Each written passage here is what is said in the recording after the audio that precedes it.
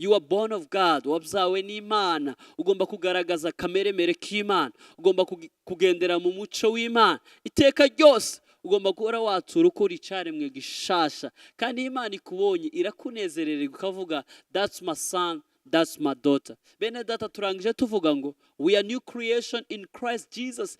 Ibya kera byaraheze, ubu byose byahindutse bishasha. Imana itubonye, itubonaho amaraso ya Yesu Kristo. Shalom shalom abakunzi ba New Legacy TV, twongeye kubakira tubaheza mwiriwe cyangwe mwaramutse selona muherereye. We are so excited again kubana namwe muri ano masaha, muri uno mwanya. Muzukuri turabishimiye Imana cyane. Turabakiriye rero muri uno mwanya, umwanya tugiye kuganira ijambo ry'Imana. Ego, mbere ko dutangira mu by'ukuri reka nongere mbashimire ku rukundo mukomeza kutugaragariza uko buke nuko bwije. Imana ibaho umugisha, ibagirire neza. Twagiye tubona ama comments yanyu, twagiye tubona uburyo mwagiye mwamamaza ubutumwa bwiza Imana yadukoresheje. Mu by'ukuri biriya mu bikoze biratunezeza cyane, kandi ni byiza uko mwamamaza ijambo ry'Imana, ubutumwa bwiza. So nukuri ndabashimiye cyane, wowe nkurikirana, wewe wicaye aho, wewe wowe dukurikirana, mu by'ukuri ndagushimiye cyane, kandi reka mvuge ngo God bless you so much. Imana iguhe umugisha, Imana ikugirire neza. Hanyuma uno munsi rero it's a special day, no munsi udasanzwe, tugiye kuganira ijambo ry'Imana umwanya mutoya. Teme yacu y'uno munsi iravuga ngo abo turi bo muri Kristo Yesu, who we are in Christ Jesus. Niryo jambo tuganira. Hanyuma reka dusome ijambo ry'Imana. Iri jambo turisanga mu Bakorinto ba mbere, mu Bakorinto ba kabiri, 5 no ku murongo wa 17. Reka dusome mu Kirundi. Haravuga ngo nuko rero umuntu wese yari muri Kristo abari icyaremwe gisha, vya kera biba bihise, vyose biba bicitse bishasha. Reka dusome no mu Cyongereza. 2 Corinthians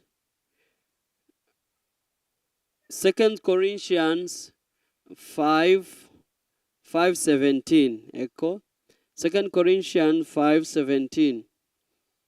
The Bible says, therefore, if anyone is in Christ, he is a new creature. The old things passed away, behold, new things has come. Let me repeat again. The Bible says, therefore, if anyone is in Christ, he is a new creature. The old things pass away, behold, new things have come. Amen. Ego, twavuze ko tuganira ijambo rivuga ngo abo turi bo muri Kristo Yesu, who we are in Christ Jesus. Niryo jambo numva riri ku mutima tugomba kuganira muri kino gitondo cy'uno munsi. Yego, reka nsubiramo mu Kirundi. Ijambo ry'Imana ryatubwiye nuko rero iyo umuntu wese yari muri Kristo abari icyaremwe gisha, ibya kera biba bihise, vyose biba bicitse bisha. Amen. Iri jambo ndarikunda cyane kuko rizarinyibutsa, rizarimbwira ico Kristo yangize. Yesu ashimwe cyane. Bene data, hari ikintu nasobanukiwe. Let's go back. Ijambo ry'Imana riratwereka muri Genesis itangiriro 3 no ku murongo wayo wa mbere. Yatubwira story y'inzoka na Adam na Eva. Ukuntu inzoka yaje ibesha Eva, iramubwira Imana ngo yarababeshe, ngo nimwajya kuri kiriya giti ntaco muzoba, ngo ahubwo ngo muzamenya, muzagira ubwenge mumenye. Eva aramwumvira, ajya kuri cacamwa, kuri ya mbuto. Hanyuma Eva nawe amaze kujya kuri cacamwa, umugabo wiwe Adam nawe aje arakimuheza, barakijya. Hanyuma ngo Imana irabasurira bagenderera, irababwira ati muri hehe.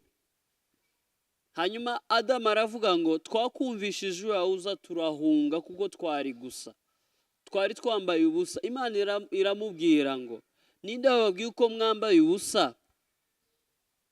Adamu aravuga ngo ati ni wa mugore.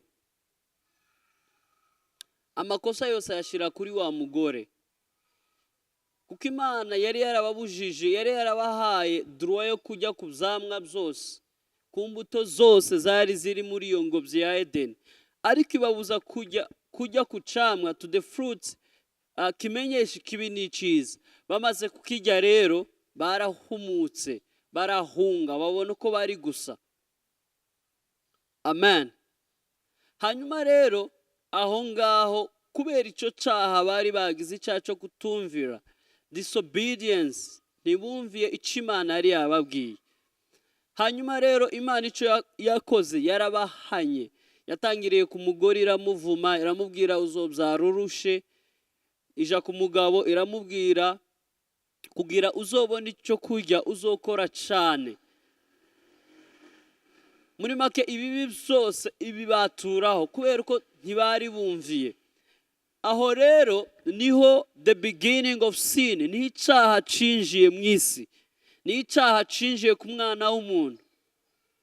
Niyo mpamvu iteka ryose iyo umuntu wese avutse avukana cya cyaha cya kamere, kijya cyaha kiva kuri Adamu kuko niho dukomoka.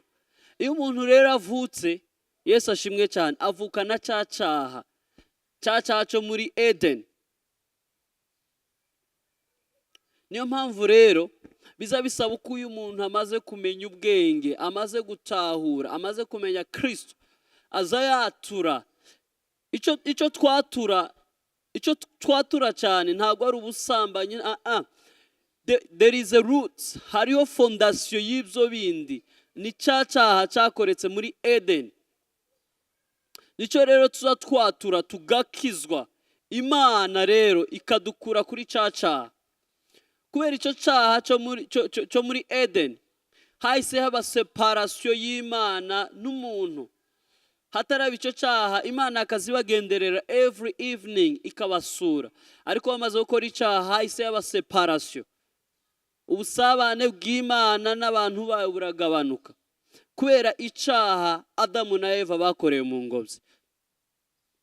Hanyuma rero abantu baba imyaka myinshi bari mu byaha, bagendera mu byaha, baca mu bintu byinshi. Usomye histoire iva kuri Adamu ikaja kuri Seti abana biwe, ikaja kuri Abrahamu, ukuntu bakomeje mu buzima igihe bagiye muri Egypte, burakomeza bagiye baba mu buzima butandukanye.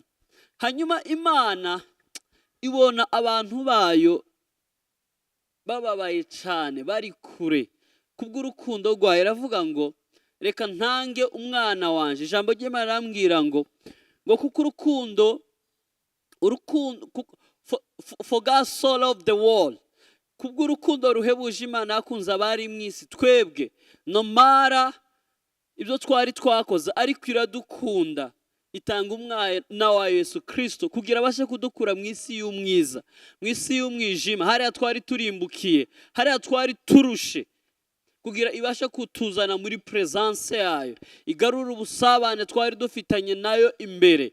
Yesu Kristo rero araza aritanga, amena amaraso yiwe kugira hongere habe ubusabane bwanje n'Imana, hongera habe ubusabane bw'abantu n'Imana. Nicyo Kristo rero yaje gukora, arazitanga, itanga ubuzima bwayo kugira twongere kandi twiyunge n'Imana, tube connected n'Imana.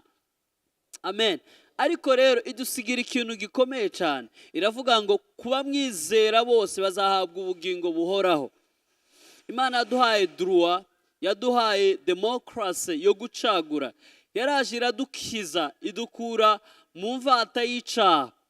Hanyuma rero idusigira liberté yo gucagura, nimba tuja mu muriro cyangwa nimba dukurikira Yesu Kristo tukazahabwa ubugingo buhoraho.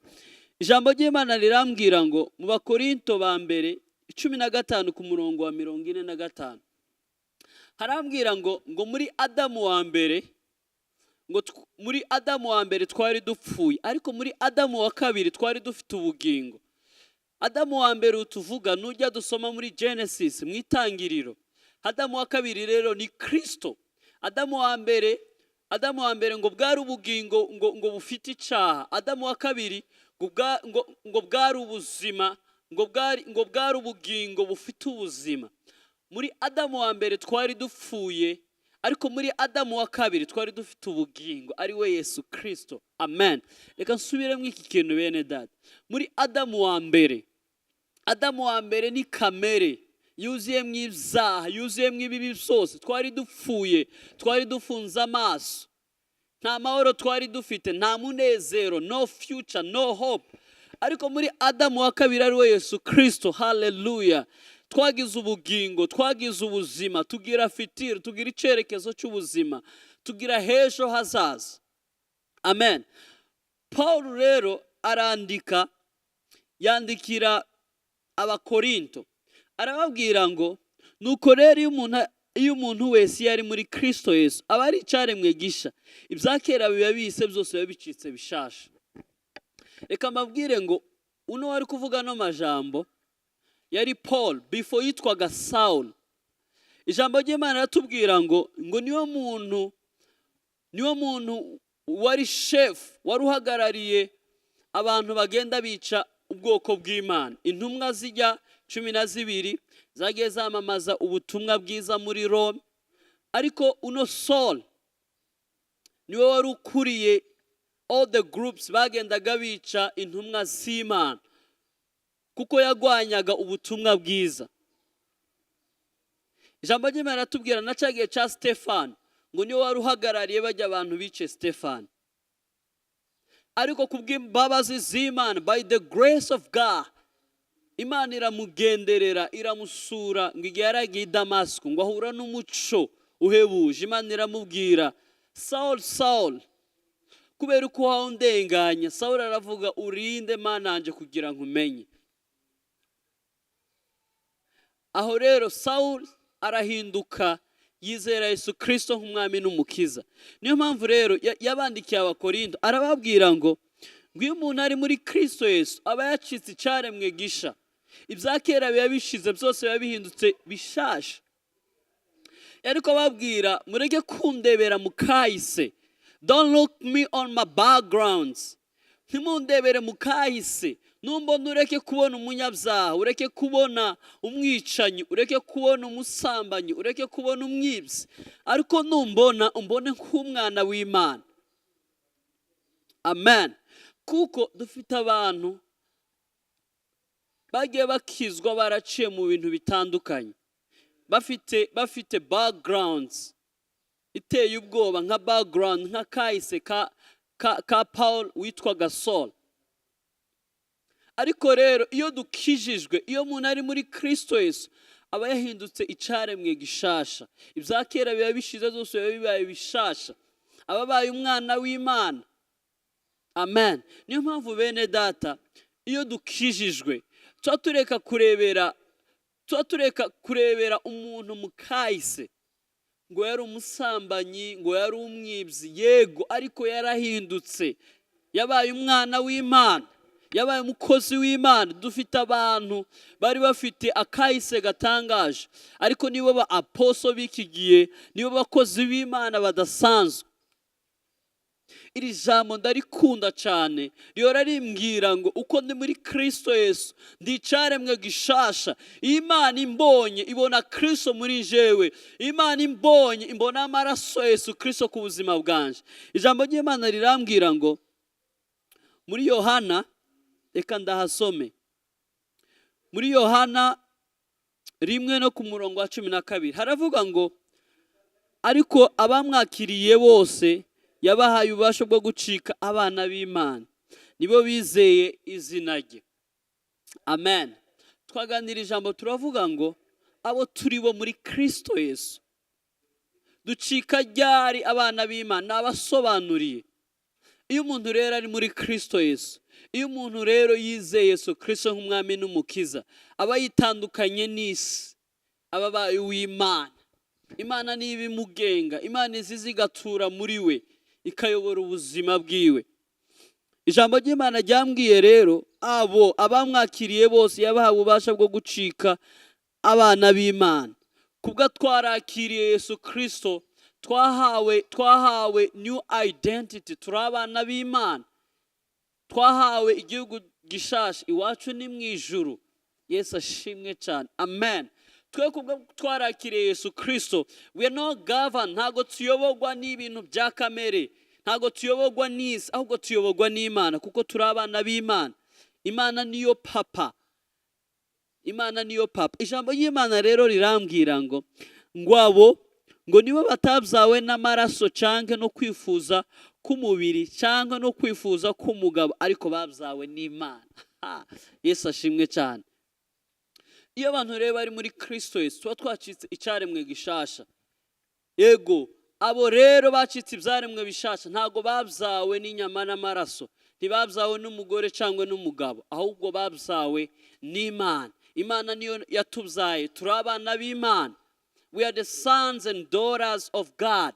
Turabana b'Imana. Imana itubonye, itubonera muri Kristo Yesu, turabana bayo.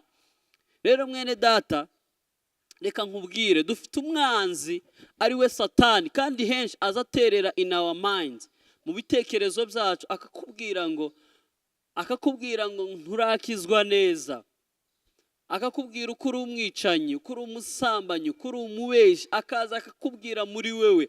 Ariko reka nkubwire, iyo Satani azakuzanira iyo image, uzohagarara uvuga ijambo ry'Imana, uvuge ngo iyo umuntu ari muri Kristo Yesu aba ari icyaremwe gishasha, ibya kera biba biheze, byose biba bicitse bishasha. Uzubwira ibitekerezo byawe, ububwira uko uri icyaremwe gishasha. You are a new creation, you are a new creation, born of God, born by the word of God. You are not governed by your past, but you are governed by God. Saul, ariwo Paul, yari afite ibimurega byinshi, ariko kuba yarakiriye Yesu Kristo yaribagiwe, hanyuma aba mu buzima bushasha, arakomeza. So bene data, twarakiriye Yesu Kristo, uza wibagirwa. Ntagire n'umuntu uzokuzanira kahise, uza wibagirwa. Ukomeze imbere, ukomeze watura icyo Yesu Kristo yakugize, ukomeze watura ubuzima wakiriye muri Kristo Yesu, kuko twebwe ntitwabyawe n'inyama n'amaraso, twabyawe n'Imana. Akameremere kacu ni ak'Imana. Yesu ashimwe cyane. Iyo rero turi muri Kristo Yesu, nta kindi twiyumvira ibyiza, twiyumvira umunezero n'ibyishimo, n'amahoro, no kugirira abantu neza, no kuba mu buzima bw'ibyishimo, no kuba mu buzima bw'umunezero. Nicyo Imana idushaka. Let me tell you, my friend, kuba twarakiriye Yesu Kristo, we have received a new citizenship. Twahawe iyindi citizenship, twahawe irindi zina, twahinduriwe amazina, ntitukiri abanyabyaha, turi abana b'Imana. Ubu iwacu ni hehe? Ni mu ijuru. Niyo dutegereje aho umukiza azagera gute, azava. Ntago tukibarizwa mu isi, iwacu ni mu ijuru, kandi twahinduriwe amazina, turi abana b'Imana. Yesu ashimwe cyane. Umuntu azakuzanira izina rya kahise, uzomubwira now I am the son of God, kandi sinabyawe n'akameremere k'umuntu, nabyawe n'akameremere k'Imana. Hallelujah. Ibyo nkora rero, ngomba gukora imirimo y'Imana, ngomba kugaragaza urukundo, umunezero. Bene data, reka turangize tuvuga ngo kuba twarakiriye Yesu Kristo nk'umwami n'umukiza, turi icyaremwe gishasha. Kandi kuba turi icyaremwe gishasha, twatandukanye na pasi. Ubu turi muri preza, tuyobogwa n'Imana, tuyobogwa n'urukundo rw'Imana. Imana ikubonye, ikubona amaraso Yesu Kristo, ikubona uko uri umwana wayo. Ariko ikibabaje nuko izi kureba igasanga utarava mu kahise, ibitekerezo byawe n'imvugo zawe ziracasa na wa wundi wa kahise. Ariko mwene data, reka nkubwire ngo you are born of God, wabyawe n'Imana. Ugomba kugaragaza kameremere k'Imana, ugomba kugendera mu muco w'Imana. Iteka ryose ugomba guhora watura uko uri icyaremwe gishasha, kandi Imana ikubonye irakunezerera, ukavuga that's my son, that's my daughter. Bene data, turangije tuvuga ngo we are new creation in Christ Jesus. Ibya kera byaraheze, ubu zose byahindutse bishasha. Imana itubonye, itubonaho amaraso Yesu Kristo. Imana ibahe umugisha, ibagirire neza. Reka dusenge turangiza, kugira iri jambo ry'Imana rize riganza imitima yacu, hanyuma rihindure imyumvire yacu n'imitekerezo yacu, Kristo turagushimiye ku bwa rino jambo, turasenze ureke rino jambo rihindure, ryongere kandi ritugarure mu nzira zo kugororoka. Tumenye icyo twagize kuba ibyaremwe bishasha, twagizwe kubwo kwizera Yesu Kristo, twagizwe kuba umwana w'Imana. Ijambo ry'Imana niko rimbwira, ubu turi muri Adamu wa kabiri ari we Yesu Kristo, tugendera mu rukundo rw'Imana, mu mbaraga z'Imana. Ndasengera uriya mwene data utarakira Yesu Kristo, haleluya, kwakira Yesu Kristo, abase kumva ijambo ryawe, yakire Yesu Kristo nk'umwami n'umukiza, kugira yitandukanye n'imirimo ya kamere, kugira yitandukanye n'isi, hanyuma abagwe mu muryango w'Imana, abagwe n'Imana, amaraso Yesu Kristo amweze, hanyuma amwegeze hafi n'Imana. Turagushimiye Kristo bwa rino jambo, kandi turizeye ko rigiye guhindura benshi bakakugarukira. Mu izina rya dusenze twizeye, amen.